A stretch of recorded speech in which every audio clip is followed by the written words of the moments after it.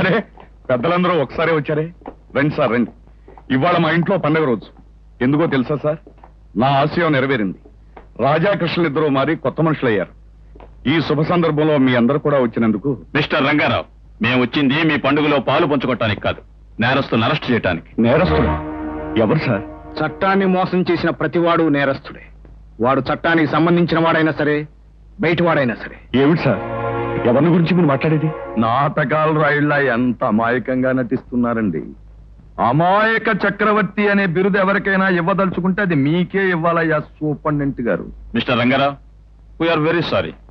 మేము నీ చేతికి అప్పగించిన బాధ్యతను మాకెవరికీ చెప్పకుండానే ఇద్దరు నేరస్తుల చేతికి అప్పగించావు. అందుకు కారణం నువ్వు వీళ్లతో చేతులు కలపడమేనని అర్థమవుతుంది. మీరు భద్రంగా గుడికి చేర్చిన ఆ ₹1,00,00,000 నగలు అసలువి కావు, నకిలీ.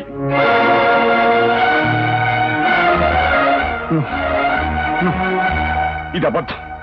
అలా జరగటానికి వీల్లేదు.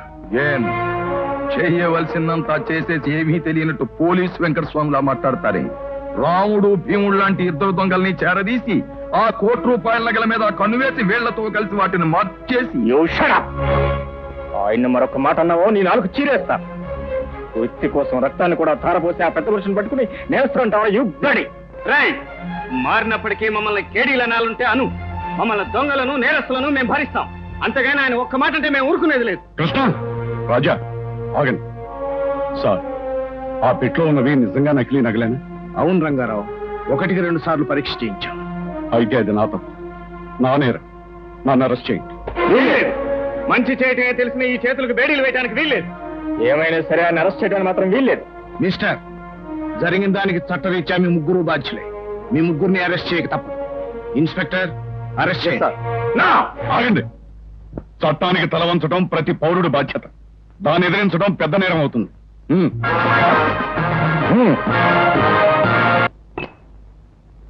నేను వేసిన సహస్ర శిరశ్చేద పూర్వ చింతామణి లాంటి ఎత్తుకి ఆ ముగ్గురు మంచి మనుషులు జైలు పాలయ్యారు. గాంధీ సినిమాలాగా మీ చరిత్ర కూడా సినిమా తీయొచ్చు లాజిక్ ప్రకారం. మామయ్య గారికి ఇంత దురదృష్టి ఉంది కనుకే రాజాధిరాజు లాంటి రారాజయ్యారు. ఏం మరిది గారు, ఎప్పుడు వారిని పొగిడి సంకలు కొట్టుకోవడమేనా? అసలు మనం చేసే చిల్లర పనులన్నీ బయటపడకుండా కాపాడే ఘనత మన షడ్రుకుడు గారిది. ఈ ధర్మారావు ధర్మం తప్పడనే నమ్మకం ప్రజలకుండబట్టే మన ప్లాన్స్ అన్ని సక్సెస్ చేయగలుగుతున్నాం. ఏం బావగారు, నకిలీ నగలు పెట్టి వ్యాన్లో ఎట్టేసి అసలు నగలు పెట్టి ఎలా కొట్టేసారో గట్టిగా చెప్పరే. ఏముంది సత్యగాలపు సత్యయ్య గారు, నగలతో బ్యాంకు నుంచి బయలుదేరిన వ్యాన్ ని మాయిదారి మల్లిగాళ్ల మన గిరి అనుసరించాడు. యాక్సిడెంట్ అయి యమగోళ జరుగుతున్నప్పుడు దొంగరాముళ్ల రంగంలోకి దిగాడు.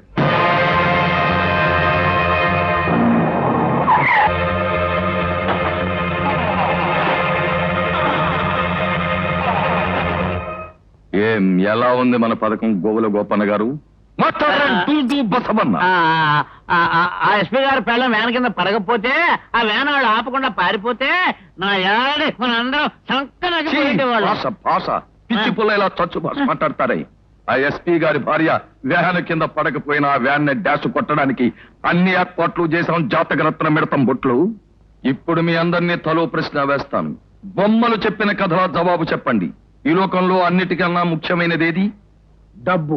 దేనిదైనా సాధించడానికి కావలసిందేది? లాజిక్ ప్రకారం డబ్బే. ఆ డబ్బును సంపాదించడానికి ఏం చెయ్యాలి? దోపిడీలు కాదు, హత్యలు కాదు, రాజమకుటం లాంటి ఒక పదవి సంపాదించాలి. పదవే? అవును.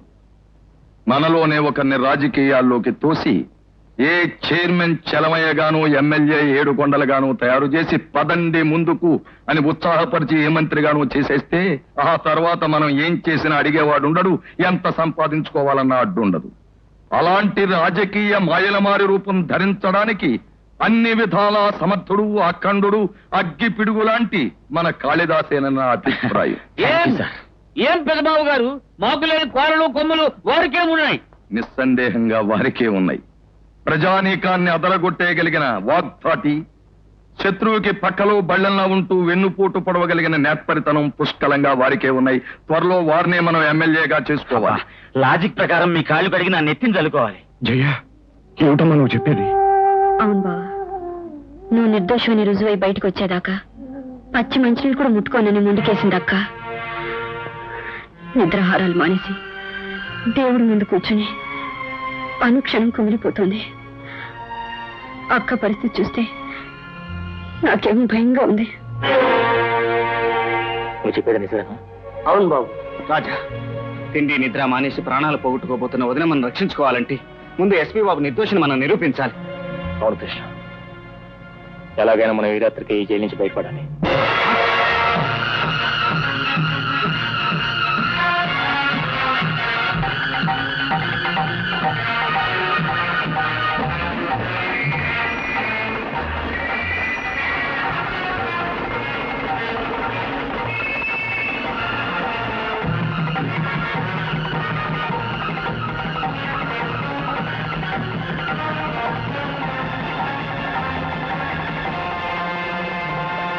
అవును గురుగారు, కొట్టేసిన దేవుడి నగల్లో మనకు వాటా ఉందంటారా? ఎందుకుండదు? రేపటి నుంచి ఊరి బయట ఉన్న కార్ఖానాలో కరిగించే ప్రోగ్రాం, ఆ తర్వాత వాటాలు.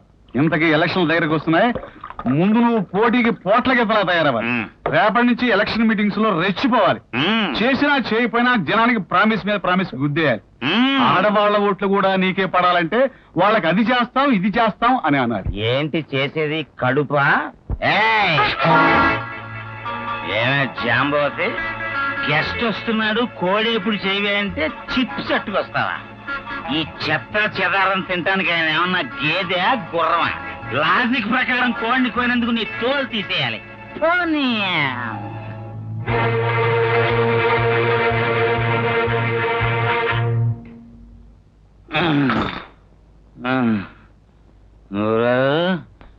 నేను గెలిచానంటే దేశాన్ని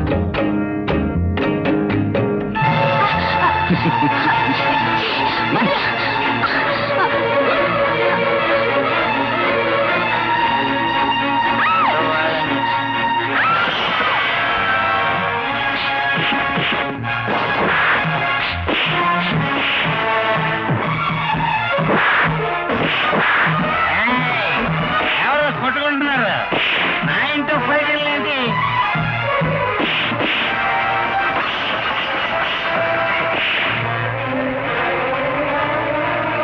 ఏనా బాబు, ఈయనే నాకు ఓట్లేసి గెలిపించేది. వదిలేస్తే గెలిచేకూడదు కానీ అసలేని మా గురువుల్లో పడవ. నీ అబ్బా, కళ్ళాన్ని కాపాడుకోలే నా కొడుకు నువ్వు ప్రజలు కాపాడే నాయకుడు ఎలా అవుతావురా? అమ్మా, ఏం నా ఇంటికి వచ్చి నన్నే కొట్టాడు? పారిపోవటమే బెటర్. అన్నయ్య, ఆ విధంగా మీ అందరికీ దూరమైన నేను ఆ ఇంట్లో 4 ఏళ్ల నరకం కాపురంలో చావకుండా బ్రతికాను. ఈనాడు వాళ్ళ దుర్మార్గానికి నేను బలి కాబోతుంటే దేవుళ్ళ ఈ అన్నయ్య వచ్చి కాపాడాడు. ఊరుకో, నేను ఎక్కడున్నా ఏమైపోయినా నువ్వు చల్లగా తృప్తిగా కాపురం చేస్తే నాకు అదే 10,000 అనుకున్నాను. కానీ ఆ నీచుడు ఎంత దిగతారిపోయి నీ జీవితాన్ని నాశనం చేస్తాను నేను కల్లో కూడా ఊహించుకోలేకపోయాను. ఇప్పుడే వెళ్ళి వాడిని ముక్కలు ముక్కలుగా నరికి పూగులేస్తాను. రాజా, ప్రస్తుతం మనం తొందరపడటం పొరపాటు అవుతుంది. మనం పరారీలో ఉన్న దొంగలం. ఇప్పుడు చట్టానికి పట్టుబడితే మనం ఏమీ సాధించలేం. ముందు ఆ దేవుడి నగలు ఎక్కడున్నాయో తెలుసుకుని ఎస్పీ బాబు మనం నిర్దోషులుగా బయటపడాలి. అన్నయ్య, నువ్వు మాట్లాడే దొంగిలించబడ్డ దేవుడి నగల గురించేనా? అవునమ్మా, ఎందుకలా అడుగుతున్నావు? మా ఇంట్లో గిరి ఆయన ఆ నగలు కరిగించే విషయం గురించే మాట్లాడుకున్నారు. ఏమిటి? ఆ నగలు కరిగించేస్తున్నా? ఎప్పుడు ఎక్కడ? ఇదిగో అలీ ఖాళీ, చెప్పే జాగ్రత్తగా వినండి. ఈ అమ్మోరు నగలు వజ్రాలన్నీ తీసేసి బంగారం కరిగించేసి కడ్డీలను చేసేయండి. సాయంత్రం పని అయిపోవాలి. ఇవన్నీ తీసుకురండి.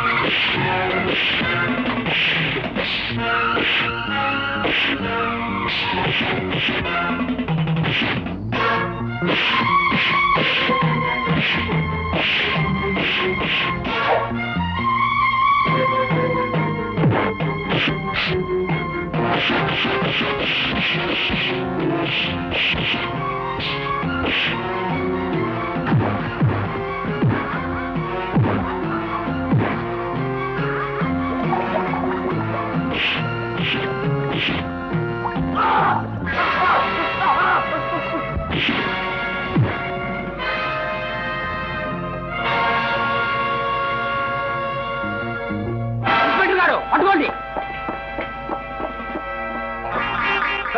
కంగ్రాచులేషన్స్, నిజమైన నేరస్తుడిని పట్టించారు. మిమ్మల్ని ఇద్దరిని అభినందిస్తున్నారు. కమిషనర్ గారు, ఇప్పుడు దొరికింది నిజమైన నగలేగా, అసలు నేరస్తులు దొరకాలిగా. ఓ ఎనీవే, నిజమైన నేరస్తుడిని పట్టుకోవడానికి ఆధారమైన చూపించారుగా. ఆధారం దొరక్క మీరు నేరస్తుని పట్టుకోలేకపోతున్నారా, లేక అవకాశం ఉన్నా వాళ్ళని అరెస్ట్ చేయలేని పరిస్థితులు లేదని ఇరుక్కుపోతున్నారా? రాజా, మరీ అలా సూటిగా అడిగితే ఈయన ఇరుకుని పడిపోతా. ఈ కాకి బట్టల ఆయన వెనక ఏ కద్దరు బట్టల ఆయన ఉన్నాడో ఏమో. ఈయన మాత్రం ఏం చేస్తారు పాపం?